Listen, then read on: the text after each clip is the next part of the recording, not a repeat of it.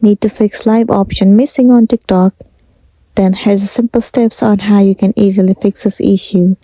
So without any further delay, let's get started. First thing first, move into your application TikTok, into your login credentials, and make sure you are logged in into your specific TikTok account. Once logged in, now if you couldn't see the option of live at the top left corner of the screen, then all you gotta do is head over to your profile icon at the bottom right corner of the screen. Well, you will know it for yourself on why you do not have live option. It's because you do not have 1000 followers or above. In order for you to go live on TikTok, you must have at least 1000 followers. If you have less than 1000 followers, then you will not be able to go live on TikTok.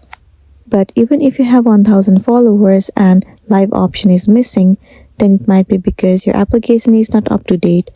So head over to App Store. In the search bar, you have to search for TikTok. Move into this app right here. You can see the option of update. Click on update and update the application to the latest version. Most of the time, updating the app has also fixed the issue, so you might be also good to go. That's the end of the video. If this video helped you, give it a like and check out our next tutorial. Thank you.